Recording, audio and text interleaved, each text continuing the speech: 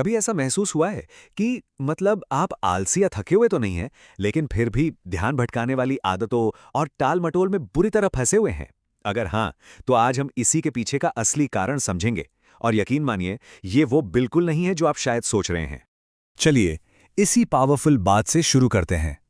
ये समझना बहुत जरूरी है कि प्रॉब्लम इच्छा शक्ति की है ही नहीं। आप कमजोर नहीं हैं। असल में आपके दिमाग को एक ऐसे सिस्टम ने हाईजैक कर लिया है जो आपको आराम और तुरंत मिलने वाले मजे की तरफ खींचता है, और यही सिस्टम आपको लगातार कंट्रोल कर रहा है।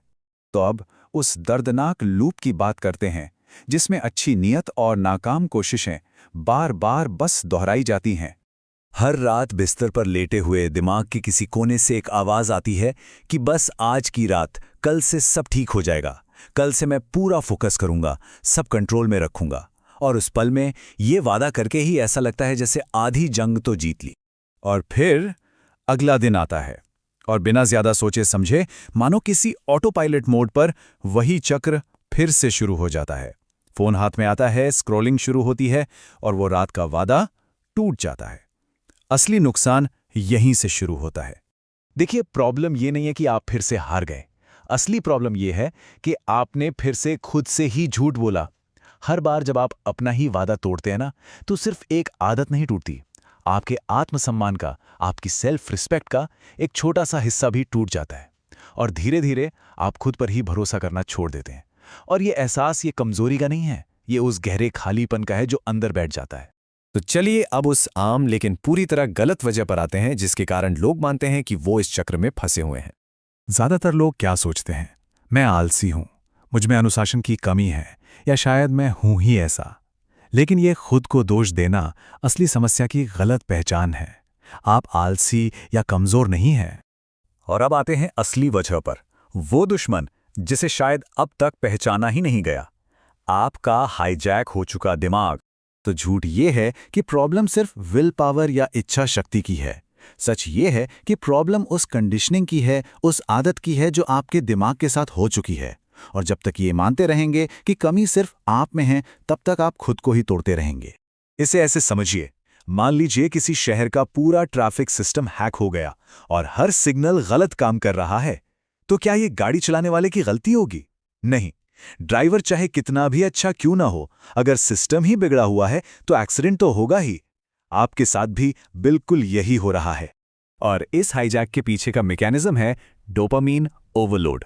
होता क्या है कि जब आपका दिमाग हर वक्त फोन, रील्स और रैंडम वीडियोस से मिलने वाले छोटे छोटे इंस्टेंट प्लेजर का आदी हो जाता है, तो उसे पढ़ाई या काम जैसे जरूरी कामों में मजा ही नहीं आता।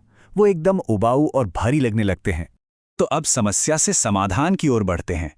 सिर्फ मोटिवेशन की बातें नहीं, बल्कि एक साफ एक्शन लेने लायक सिस्टम चाहिए जो आपके दिमाग के साथ काम करे, उसके खिलाफ नहीं। ये सिस्टम 5 स्टेप्स में बटा है।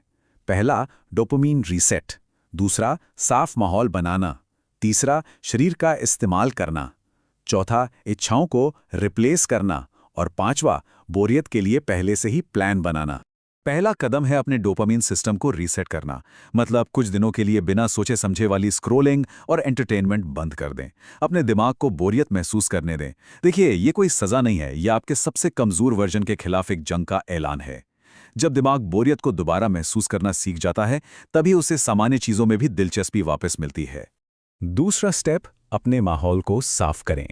आपका दिमाग एक हार्ड ड्राइव की तरह है। जैसा डेटा आप उसमें डालेंगे, वैसा ही तो आउटपुट मिलेगा, है ना? जो चीजें आपको ट्रिगर करती हैं, उन्हें हटाएं। यह विल पावर पर निर्भर रहने से कहीं ज्यादा स्मार्ट तरीका है। सोचिए, जब टेम्पटेशंस यानी लालच नजरों के सामने ही नहीं होगा, तो उनसे लड़ने की जरूरत भी कम पड़ेगी और इच्छाएं अपने आप कमजोर पड़ने लगेंगी। तीसरा, अपने शरीर का इस्तेमाल करें। पता है, ये जो रुकी हुई फिजिकल एनर्जी होती है ना, यही ओवरथिंकिंग, चिंता और फालतू के विचारों में बदल जाती है। इसलिए अपनी बॉडी को थकाना एक तरह से दिमाग को साफ करने जैसा है। हैवी वर्कआउट करिए, रनिंग करिए या कोई स्पोर्ट्स खेलिए। जब मांसपेशियां थक जाती हैं, तो दिमाग के पास भटकने की फालतू एनर्जी बचती ही नहीं है। चौथा स्टेप है, जब कोई तेज इच्छा या अर्ज उठे, तो उसे दबाने की गलती ना करें, उसे रिप्लेस करें। मतलब तुरंत कोई फिजिकल एक्शन लें। उठकर चेहरे पर ठंडा पानी मारें, कुछ पुशअप्स कर लें, क्योंकि उसे दबाने की कोशिश करेंगे तो वो और ताकतवर होकर लौटेगी। बस उसे एक लहर की तरह देखिए, जो आती है और चली जाती है। अगर आप उस लहर पर सवार नहीं होते हैं तो बस 10-15 मिनट में वो अपने आप शांत हो जाएगी। और 5वां स्टेप, बोरियत के लिए प्लान बनाइए।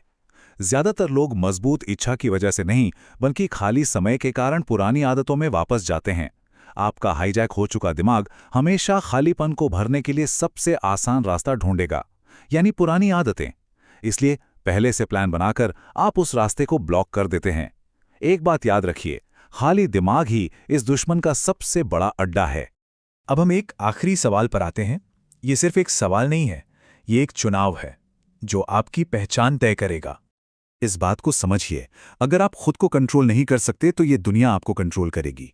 आपका फोन, आपकी इच्छाएं, आपका माहौल, आपका अतीत, ये सब आपको खींचकर वहां ले जाएंगे जहां आप जाना ही नहीं चाहते।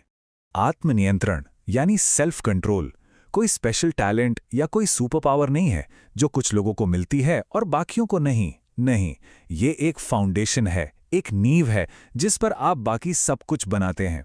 असली सच तो ये है कि अब तक सही जगह से लड़ाई शुरू ही नहीं की गई थी। तो अब खुद से पूछिए, आप असल में हैं कौन? वो जो हर बार अपनी इच्छाओं के आगे हार मान लेता है, या वो जो अपने दिमाग और अपने शरीर का कंट्रोल वापस लेने के लिए पूरी तरह तैयार है? ये सवाल आपको जगाने के लिए है, क्योंकि कोई भी फैसला बिना एक्शन के सिर्फ एक ख्याल होता है। अब देखना यह है कि आप कौन सा चुनाव करते हैं।